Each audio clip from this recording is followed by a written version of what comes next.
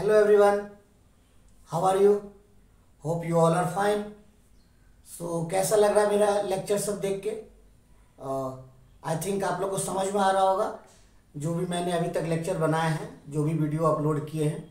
तो इसी तरह आप लोग को सबसे पहले मैं थैंक यू बोलना चाहता हूं कि मेरा 2000 व्यूज हो गए, उसके लिए बहुत बहुत धन्यवाद आप लोग का। आप लोग देखे इसीलिए इतना जल्दी मेरा 2000 व्यूज हो गए हैं। और मैं आज जो लेक्चर लेने जा रहा हूँ वो है बिट एरर रेट और probability of error of ASK। अभी तक हमने देखा कि probability of error in matched filter and optimal filter. So अब जैसे आपको सिलेबस में है, क्वेश्चन में दिया हुआ कि bit error rate of ASK, FSK, PSK। So I am going to start from bit error rate of ASK और प्रोबेबिलिटी एरर ऑफ ASK। तो सबसे पहले हम बात करते हैं कि प्रोबेबिलिटी ऑफ एरर, जो पहले भी हमारे पास हम सबसे पहले ऑप्टिमल फिल्टर में हमने फाइंड किया था, half of error function complementary square root of gamma max का whole square upon 8 where gamma max square equal to SNR max, okay, signal to noise ratio max. So here also we have gamma max square is equal to SNR max is equal to 2 upon eta integration of minus infinity to infinity mod of PF का whole square DF। Okay, we have already कि gamma max का whole square और signal to noise ratio का एक formula हमारे पास पहले से है। नाउ फ्रॉम पार्सेवल्स थ्योरम से हम लोग जानते हैं कि जो फ्रीक्वेंसी डोमेन में कोई सिग्नल है उसको इंटीग्रेट करते हैं माइनस इन्फिनिटी टू इन्फिनिटी, वो इक्वल होगा टाइम डोमेन में यदि उसको इंटीग्रेट करते हैं minus infinity to infinity. So for sampling at every t equal to T, मतलब हम सैंपल कर रहे हैं हर एक सिग्नल को हर एक t equal to capital T पे, then we can write this equation gamma max का whole square equal to 2 upon eta. और ये जो हमारा लिमिट था माइनस इन्फिनिटी टू इन्फिनिटी, ये अब लिमिट क्या हो जाएगा 0 टू t, क्योंकि हर एक t के बाद हम क्या कर रहे हैं, सैंपल कर रहे हैं। एंड PF है यहाँ पे, तो PF इक्वल टू PT है, इसीलिए PT का whole square dt। Okay, now again we have a power signal equal to जो input x1 minus input x2। अब बात करते हैं कि जो बिट 1 है, बिट 1 के लिए हम x1t a cos omega ct लेते हैं और बिट 0 के लिए x2 इक्वल टू 0। क्यों? क्योंकि आपको यदि याद हो तो जो हमारे पास सिग्नल हुआ करता था ऐसे 1 0 1 0 इस तरह से, और एक कैरियर फ्रीक्वेंसी हुआ करता था हमारे पास ऐसे ऐसे, ठीक है। तो इसका जो आउटपुट होता था मॉड्यूलेटेड सिग्नल क्या आता था, यहाँ तो ऐसे आता था मॉड्यूलेटेड सिग्नल, आपको यदि याद हो, यहाँ तो ऐसे ऐसे आता था और यहाँ पे 0 कोई सिग्नल नहीं, फिर यहाँ पे ऐसे और यहाँ पे 0।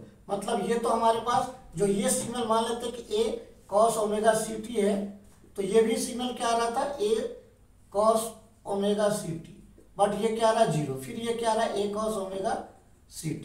तो ये 1 है, ये 1, ये 0, ये 1, तो 1 के रेस्पेक्ट में हमें क्या मिल रहा है a cos ओमेगा ct और 0 के रेस्पेक्ट में 0।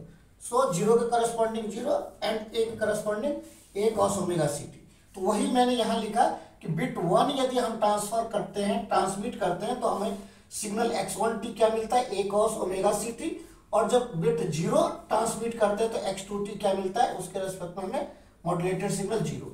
तो यदि हम अब इस फॉर्मूला से pt इक्वल टू देखिए x1 माइनस x2t, तो क्या हो जाएगा a cos omega ct minus 0 equal to PT equal to a cos omega ct।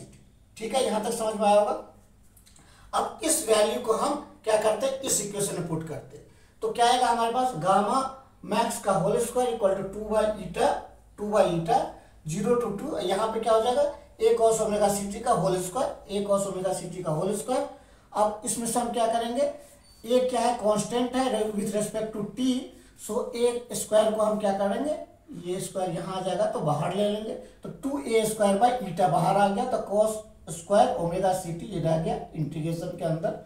अब cos ओमेगा ct को हम क्या लिख सकते हैं, आपको यदि याद हो तो क्या होता है कि cos square omega C T का फॉर्मूला क्या होता है, ये मतलब हमारे पास फॉर्मूला क्या था, cos 2 theta equal to 1, cos 2 theta equal to 2 cos square theta minus 1।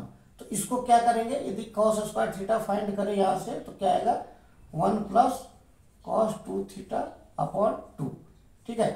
तो इसी को हमने यहाँ पुट किया तो ये क्या आ गया 1 plus cos 2 C theta cos 2 C T upon 2 D T.